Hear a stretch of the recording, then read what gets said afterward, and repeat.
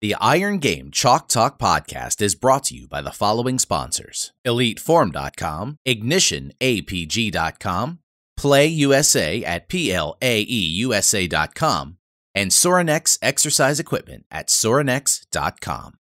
And now, the Iron Game Chalk Talk podcast. Welcome to Iron Game Chalk Talk with your host, Ron McKeefery. Every time our athletes walk into this weight room, they're going to be pushed to the max. Let's go! Everything you got! On this podcast, hear Coach McKeefery's straight talk about training, featuring the top strength and conditioning professionals from around the world. And now, here's your host, Ron McKeefery. Hey guys, welcome back to Iron Game Chalk Talk. I'm your host, Ron McKeefery, and this is episode number 89. Iron Game Chalk Talk is a weekly podcast where I bring you experts in the field to talk shop. If you haven't already done so, please subscribe to us on iTunes or YouTube, or join the mailing list at ronmckeefery.com to stay up to date with the latest guests and anything else we have going on. This week, super excited to have a friend of mine, Paul Jackson. He's the head strength coach at Ole Miss. They've had a fantastic season this year. Competing to get into the college playoffs, and just did a phenomenal job in an extremely tough conference. And there's no question that Paul's contribution was a big part of that. You know, we talk a little bit about his journey and how he was able to go through all the steps that it took to get to be a head strength coach at a major SEC program. We talk about the 5 strength coach rule and the accountability and how they provide accountability to their athletes with the change in the rulings. His winter program, you know, we're in the winter right now, and you know how that's set up, how it's broken down, how many days a week, what are they doing on each day, all those types of things. And then we get into the profession and young coaches and what should they be expected to be able to answer in an interview process, and what stands out to him when he's hiring his coaches. So tons of really good things in this episode. Before we get started, we'll make sure we recognize all of our sponsors. We have PlayUSA, Ignition APG, Elite Form, and of course Soranex. And we're getting back from the conference a couple weeks ago, and I just had a great opportunity to sit down with Bert Soren and just have a real cool conversation about, the history of Soranex and the vision of the business, and at the core of every strength coach is that pure passion and love for the iron, and getting in and training and just having, what that's been able to do for all of us in all of our careers, going back to when we were athletes and we picked up a barbell for the first time. And that is totally why they are in business. It's totally the motivation behind their innovation, and they're doing a fantastic job. When faced with finding a rack and a setup for my own garage, we have a facility, a little gym in our garage. Soranex is where we turn to, and I think there's no better testament, than what you personally want to get and train on and train your family on. Says volumes. And so please do me a favor, go to soranex.com, follow them on all their social media. The number one thing this year is get to Soranex Summer Strong.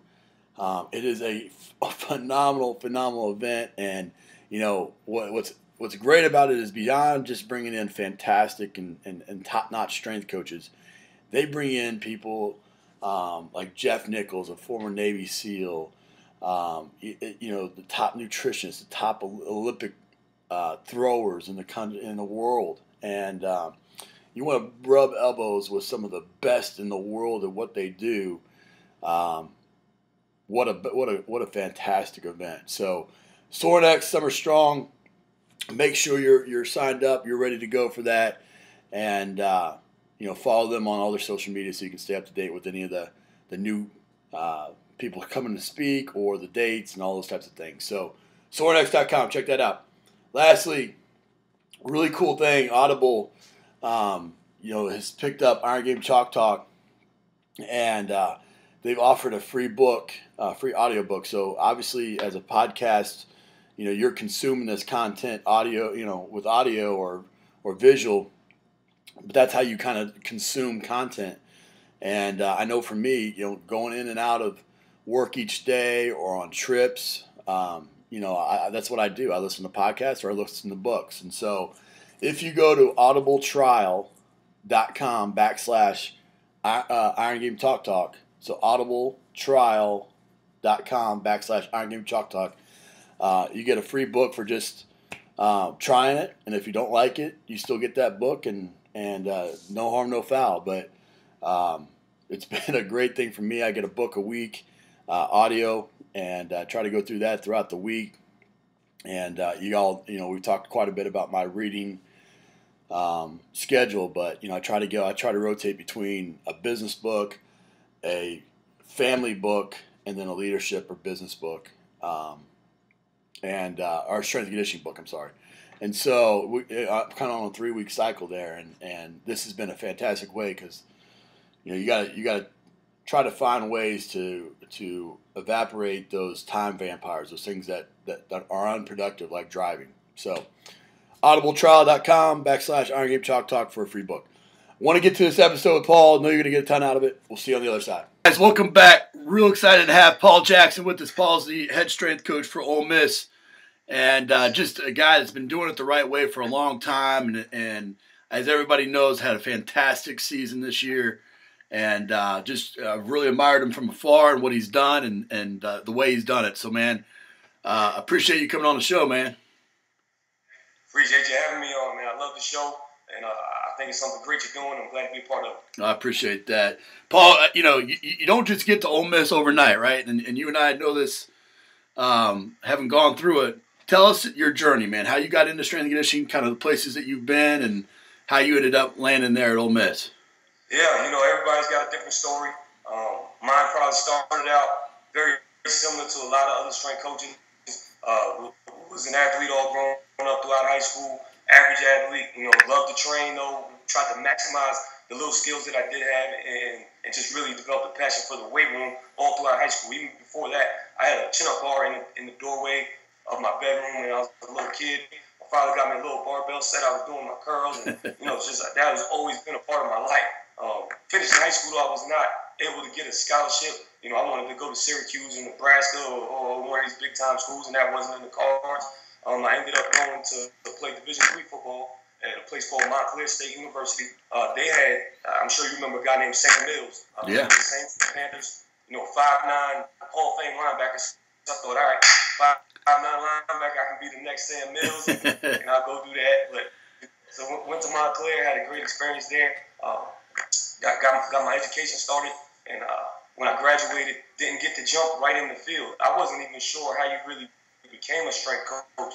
At Montclair, we had a part-time strength coach who manned the weight room basically from 4 to 7 every night. He wrote each team's workout on the board, and then he was there just kind of for safety reasons. Yep. So I wasn't exposed to big-time strength and conditioning.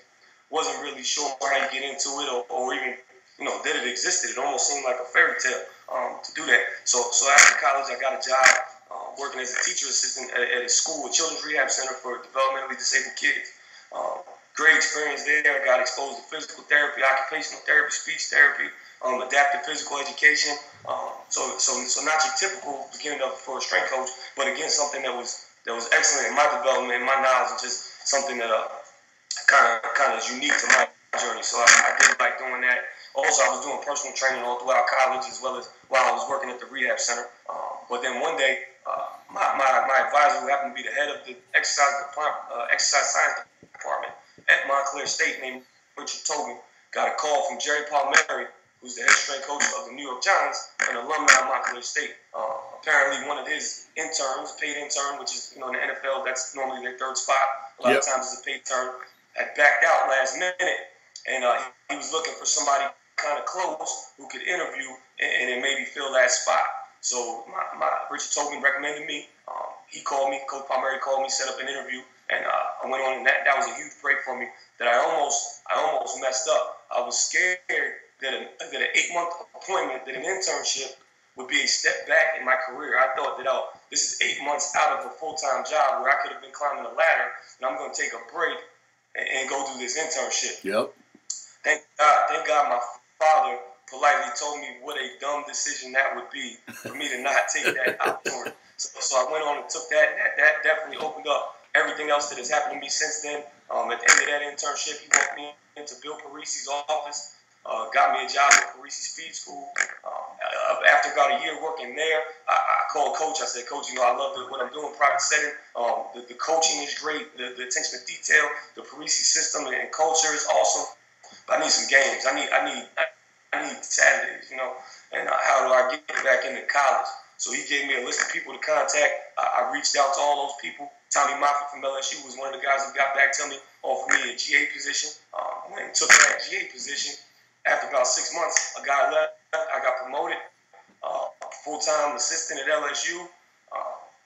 Worked there, grinded there for about 4 years. Got my first head job at Miami of Ohio. Went on to Southern Miss, and then got here to Ole Miss. So it's been once I got in it, it's been a steady climb. But sure. That beginning was something that where the base of my career is kind of unique, and I did have to bounce around and do a bunch of different things to get where I wanted to go. Well, there's some great nuggets in there, and two of them I want to kind of pull out. One of them is that, you almost messed it up, right? And you're going through it. I mean, yeah, looking back on it, hindsight's 20/20, right? But the so many young coaches, they get into it and they feel like, it's gotta happen right now, and if I'm not climbing, then I'm making a mistake. But in my career as well, people knows my journey. I always made sure that I was taking calculated steps. So even though it maybe didn't look like on paper, it might not have been the right spot or the right time or the right money or whatever, I made sure that there was calculated that I could turn around and turn that into what you said next, which was unique or a unique selling proposition. What I talk about, when you're a coach and you're going to sit in front of a Paul Jackson at Ole Miss, it's not, so many times young coaches or coaches in general think that just because I work hard or just because I'm qualified means that I should get this job. And it's absolutely not the case. I mean, you should have something unique, a unique selling proposition that you're bringing to the table. So I try to hire what I'm not. I'm a 5'10" guy. I'm not a big monster, so I try to make sure I have a big monster on staff. I try to have, just different aspects. I'm not the most technically savvy on things. I try to have one of those guys. And so, what is your unique selling proposition? And obviously, you took experiences in your life, Parisi and working with special needs, and you've turned around and you've crafted that into a good elevator pitch to coaches, saying, "Hey, look, this is something that makes me a little bit different, and stand out." So that's awesome, man. What we talked a little bit off camera, one of the biggest things that I've really been impressed with by the way that you guys are doing things down there at Ole Miss is that Coach Freeze has a specific way of doing things. He's got a unique way that he goes about his business. You go about a unique way you do your business. Going into a situation and establishing a culture is not an easy thing. I've gone through it several times. What were some of the things that you guys did early on, yourself and your staff, to go in and establish the type of culture that you wanted to have in the weight room and do it in a little bit different way? Well, to start off, Coach Freeze has done an excellent job here, obviously, and the head coach is going to set the tone for the culture of the entire program, and a lot of times for the whole athletic department. The head football coach is a powerful guy. So he came in and he preaches love, he preaches respect for one another. He's really big on character. A lot of coaches talk about developing character, but he will cut meeting time short of football to talk about character issues and talk about those type of things. So that's kind of the base of everything we do. Also, his style, he is very energetic. His attention span is not really great, so he tries to get things done. He gets in there and we're high speed and high tempo and high energy and let's go home. So that fits in very well with me. So that's kind of the base of everything we do. As far as us in the weight room, when I came from Southern Miss, which is a very hungry, tough, hard-nosed, underdog type program, and they embraced that. When I got here, they had not had success the previous couple of years. It was 2-10 and 4-8 the 2 years before we got here.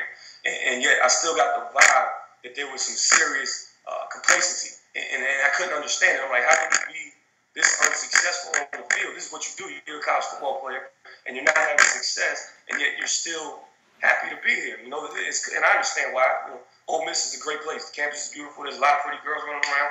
The town treats you well when you're a part of this program. So I can see how the guys, you know, we're just happy to be here instead of driving for more. But that's not the way I'm wired, and that's not the way championship teams are going to be wired. So on a big whiteboard in the weight room, I wrote on there, I said I'd rather die on my feet than live on my knees. And we just started preaching about not being satisfied, about wanting more, about coming in here and doing everything possible. I'm not happy to play a close game against LSU. I want to beat LSU. You know, and that's got to be the mindset every day. So we just really harped on those things, harped on trying to develop a shared vision, you know, because it's easy to be tough and it's easy to be disciplined and accountable when we all got the same goals. Now, if I don't have those goals, if my only goal is to be here, then it's, no, I might not push through this run as much, or no, I might not sacrifice my body to make that tackle. But if we are all on the same page, we all have the same shared vision, which is to be as good as we can be at Ole Miss. We want to go on the greatest run in the history of Ole Miss. That's got to be every kid who comes to our program goal, not just to play in the SEC. We want to make the greatest run in the history of Ole Miss. And that it's going to require some hard work because we don't have all the advantages of a LSU or a Bama or a Georgia. So the kids have to come in with a certain mindset. We just preach that every day.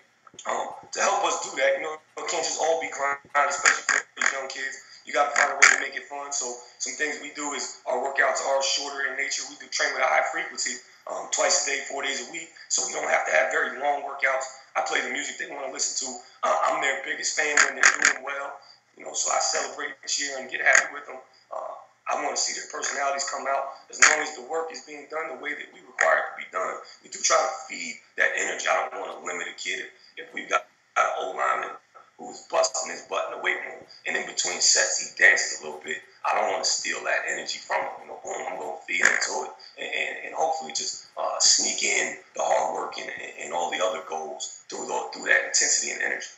No doubt, you gotta trick them to work hard, right? Sometimes, you know. Yeah. Sometimes you do. You can make them. We can make them do anything. It's a lot easier if you can get them to do it instead of making them do it. No doubt. You know, and I think that one of the key things that you said there was not taking away their personality, not coming in and so many times you define mental toughness by beat down, right? And anybody can go out there and beat somebody down in the weight room. That's not very hard. You know, the hard part is getting them to want to do that on their own.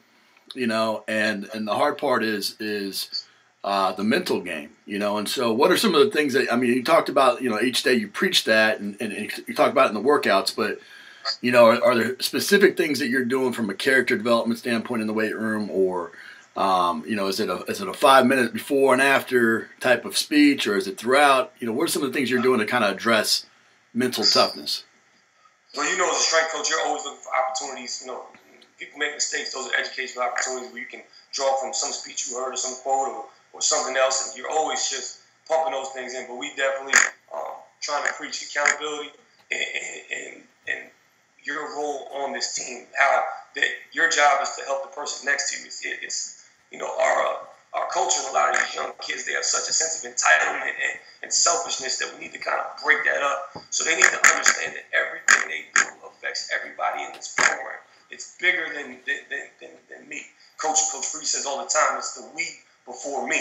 And we try to drive that in as often as we can in the weight room. So that means that if one kid is late, that whole group is going to pay the price. If a kid misses, the whole team is going to pay the price.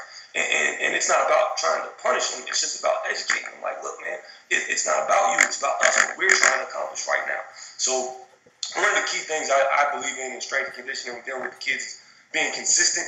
So with your rules, you got to be careful when you set rules, because you have to follow up on rules every single time. You can't let it slide. So if I say something, I'm going to do it. So our rules are very specific. Be on time, have your shoes tied, represent Ole Miss at all times, no errands in, and work hard. And if we're doing those things, then I'm sure we'll make mistakes along the way, be it bending over during runs or not giving great effort or, you know, rolling your eyes when I'm talking about something, and we'll address those as we go. but if those main pieces are being hit consistently, then I think that helps build the foundation of discipline and teamwork. Absolutely. Couldn't agree more.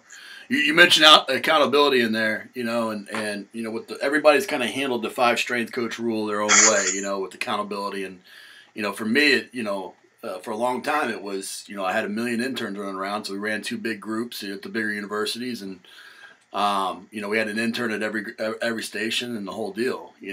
Obviously that's been handcuffed a bit by this rule, and then I go back to early South Florida days. I ran 10 straight lifting groups and ate my sandwich on the workout floor.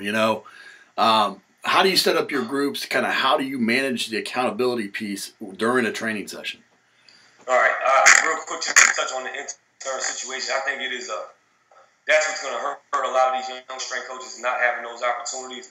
Every guy on my staff that I've hired was an intern. Maybe not for me, but they started out as volunteer interns somewhere. And that's where you really learn the behind the scenes and you develop you figure out if you want to really be a strength coach. Absolutely. Those intern positions. So that's going to, I don't know how young guys are going to get in the field now without having that opportunity. But the way we set it up, we run two running groups per day, and then we run 4 lifting groups per day. So in those lifting groups, there are assigned times. There's never more than 30 guys in a group at a time. So if we have our 5 accountable coaches plus 30 athletes, the worst ratio we'll ever have is 6 athletes to 1 coach. Before each group, each one of our kids has their own workout sheet like everywhere else, and their loads are on there. They're predetermined loads. So depending on, say Mondays is our big power clean day, I will go through each of our 4 lifting groups, and within each group, subdivide those 30 guys into 5 smaller groups based on their skill level for the day. So again, if we're power cleaning, all of our 300-pound cleaners will be in one group, and they'll be assigned to one specific coach. So we have one coach take 6 kids through every single step of their workout. Once the warm-up is done and I've gone over the workout with the group, I hand those 6 sheets to one of my assistants. They'll call those 6 kids' name. They take them from the barbell warm-up to the first set to all their working sets throughout the whole workout. So they're counting reps and coaching up every single thing. And we try to have 2 guys on a platform. So it'll be one coach coaching 3 platforms, 2 kids per platform. Great. What, you're going into the winter programming here, and so kind of give us a big picture what the training week looks like for you, and then turn around and kind of go down into a typical training session and what that looks like for you as well. All right, our typical week throughout the whole off season, we train 4 days a week. We'll run in the mornings. We normally have a 6:30 run and a 7:30 run group based on the class schedule, and that's Monday, Tuesday, Thursday, and Friday. We'll come back in the afternoon on each of those days and have our 4 lift groups normally start at 2:30 when they get out of class. Those are assigned by position. So our DBs, receivers, quarterbacks work out together. Tight ends, fullbacks, linebackers work out together. And then our big guys work out together. And then we'll have our specialists and our new guys work out in the 4th group after that. Those workouts are split up on Monday. We try to group things that kind of go together. So Monday, our run is our acceleration work. That's true speed development, not looking for conditioning. Monday afternoon, we come back. That's our heavy Olympic work. So our explosive strength day, heavy power cleans, clean pulls, split jerks. Those things happen Monday afternoon. Tuesday morning, we come in. That's our first conditioning session of the week. So that's our interval runs. Tuesdays is when we typically do some type of shuttle requiring multiple changes of direction. Tuesday afternoon, we come back with a strength session, and that is going to be our unilateral work, so a lot of dumbbell work, single leg stuff, be it step up, split squats, whatever. We handle all that on Tuesdays. Wednesdays are an off day. A lot of kids come in and get some recovery work, or we have football only, so we don't have other sport responsibilities. So a lot of guys who need individual things, be it more ankle mobility, thoracic work, just hypertrophy work. If there's anything like that, guys come in on Wednesday and handle that. Thursday, we come back with our change of direction or agility session in the morning. Follow that up with our bar speed and technique workout in the afternoon. That's different snatches, cleans, different variations, barbell jumps. All those things happen on Thursday. And then Fridays are our big work day, another tough conditioning session, probably more linear in nature, and then we finished up squat and bench Friday afternoon. Oh, that's great. No, any kind of winter agilities in there or 4th quarter program or whatever? I've done that everywhere else that I've been. Coach Freeze is very progressive, and I kind of talked him out of doing that. I said, Coach, I think that the way we condition and run our guys is much more progressive in nature. It's planned out. I can monitor yardage better. I can teach skills better as opposed to just running guys through cones and getting them tired. Because like you said earlier, it's easier to get somebody tired. Right. So can we get them in a planned fashion while also still being able to do our skill development stuff as far as speed and agility and not crushing the strength portion of the program? A lot of times those county fair or fourth quarter drills, they bury the kids, and then that's the main training stimulus for that period of time. So the weight room, you have to kind of cut back. And we decided I'd rather keep the other training high quality, get rid of fourth quarter / county fair, and then the coaches, it also allows them to have some meeting time with the guys. It lets our kids still have time to go out and throw 7-on-7 on their own, or have little walkthroughs on their own, and all that stuff. So we get some real football snuck in, as well as skill development. We're still conditioning the hell out of them, and in the weight room work, we can progress it the way you would in a more ideal setting than when you're crushing them during county fair. Yeah, that's great. That's great.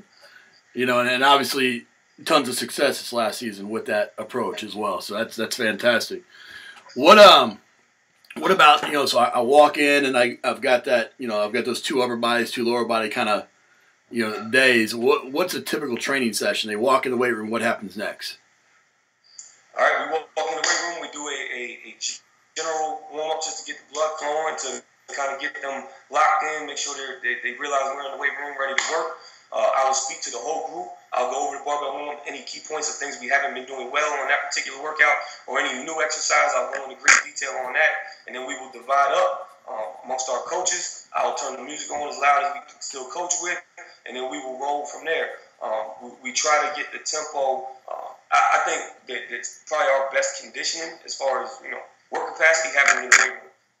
Being able to battle against that external resistance and do it at a rapid pace, I think prepares the guys for getting on the field. So we do try to go as fast as we can. We may lose some strength gain potential with the tempo we go at, but again, that's priorities. Our priority is to have that intensity and that energy going and create that tempo. So we're supersetting almost everything, and we're trying to get the guys out of there. We always finish up with doing some type of neck work, and then we take them to our nutrition area and try to start the recovery process. We have different shakes, bars, peanut butter and jelly sandwiches, fruit, nuts, whatever over there waiting for them. Our nutritionist is also over there ready for them to answer any questions and drop any gems or knowledge jewels that he wants for the day. No, that's great.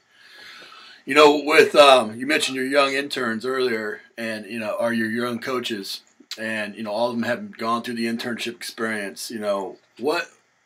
What advice do you have for young coaches coming through now that they're being faced with some of these rules? And kind of when you interview somebody, what are some of the key questions that you're asking? Well, one thing is that they got to not get antsy. They expect it to happen right now, especially these very driven, motivated guys. They think, I did excellent at this internship, or I've read this book and this and that, and it's just happened. I should get a full-time job. And they're always on Football Scoop looking to see who's moving around and who got fired, who got this job. Let me email him. The best thing you can do to help your career is to do the best you can at wherever you are right now. Absolutely. Every job I've gotten has been because of the job I did at my previous job. I haven't applied for any of these. It's always been somebody called me or somebody was told about me, and it was all based on me doing a good job. If I was sitting there worrying about the next job and always doing that, you're going to short your current position, and then in the long term, that's going to short you. Right. As far as things that I ask on interviews, I'm very much like yourself. I like the things that I like. I'm an explosive power, speed development type guy. I'm not into the correctives or the monitoring or any of those things, but I recognize they're important. Sure. So I have to hire guys who are into those things. So you have to make yourself unique somehow. You got to develop a skill that everybody doesn't have. All of us can get people stronger. We grew up in the weight room as a strength coach. I hope that, program designs, all those things are different. Everybody has their own unique ways. We can all get guys stronger. What is it about you that can help my program? Are you a guy who, has studied the FMS and has a great library of corrective exercises where I don't? Are you a guy who can communicate and be the liaison with our nutritionist? Are you a speed guy? That was kind of my niche. When I got on at LSU, it was because I had a very specific speed program laid out. I had a very detailed plan for speed development in a college setting. So all the time I tell them those things. Then also, what is it about your personality that makes you an effective coach? I say that there's got to be something about you that triggers the desire in the kid you're working with to work out? Yep. Is it that you're a big guy and they don't want to mess with you? Is it that you have just this crazy energy that they feed off of? Is it that they know you love them and they just don't want to disappoint you? What is it about you that makes this kid want to train with you and for you and today? So with me, it's probably passion, honesty, and consistency, but there can be a lot of different things. And I say that coaches have to realize, or at least think about what it is about you that's going to make you successful. Then what is it that makes you valuable to the head strength coach? It's everybody's job to make their boss's job easier. So how are you going to make my job easier? Those are great questions. Both questions that I ask in our process as well. Couldn't agree more. What about, you've had great mentors. I mean, Bill Parisi and Jerry Palmieri and all these guys. What's been the best piece of coaching advice you've ever received? Oh, man, there's been a lot. Coach Palmieri was big on putting the work on the front end. Make sure you have a plan. Now, you can adjust this as needed, but he would spend so much time detailing these guys, the workloads he was going to assign, and what we were going to do in the running program, even if it was starting with the bike intervals when they first got back and from their time away. I mean, it was thought out and planned. He wasn't winning anything. And he said how much time that would save you on the back end. So that was great advice. Coach Moffitt was big on accountability for this room. Everything that happens in this room is your responsibility. It's not the wide receivers coach job to get that wide receiver here on time. You need to get him here on time. Right. If a kid doesn't have a good workout, it's your fault, because there's a coach out there that could have made this kid have a good workout today. So it's really taking ownership of everything that happens in that weight room. It's something that I take to heart. It hurts me when a kid's late, because I feel like I did something. I failed to do something to get him there on time. Right. Or if the kid's not getting stronger, or if he didn't, those things are my fault, and I really do take it personal. And I think you have to do that. We all care about these kids, but we can't pass the buck and say, "Oh, that kid is a slap." It's his fault. It's your fault. I'm a coach. They call you coach for a reason. Right. So do everything you can in your area to get it done. Oh, that's great advice. What we always kind of end the show here with some resources. So give me a quote that you have plastered up in the weight room, and one that you live by. All right. Character cannot be developed in ease and quiet. Only through the experience of trial and suffering can the soul be strengthened, ambition inspired, and success achieved. And you can break that down and apply it to anything. And you can take that first sentence out and say championship teams, straight A's, whatever, a good family life. None of those things happen easily. It's going to take hard work, and hard work makes it even more enjoyable when you do accomplish it. So that's one. And another one's more of a concept, but the concept of glad I did versus wish I had. I had a professor in college who said at the end of the night, any decision you made today, you're going to have to look at it and say, I'm either glad I did or I wish I had. And if you have too many wish I had, that's when regrets and, you start having some struggles in your life. You probably look back and wish you could change some things. And you want to avoid that as much as possible. Agreed. What about, I see there's a ton of books on your bookshelf there. What, give us maybe a book outside of strength and conditioning and one inside strength and conditioning that you recommend, and then if you use any apps or websites that you kind of regularly go to. All right. Outside of strength and conditioning, the 21 Irrefutable Laws of Leadership by Maxwell. Favorite book. Pretty much anything Maxwell writes. Yeah, he's got a daily reader that maybe if you don't want to get all his books, you can just get the Maxwell daily reader and every day read a little page, and that's a great book. Inside Strength and Conditioning, Science and Practice and Strength Training by Zach Swirsky. That's kind of my go-to foundation, look back at.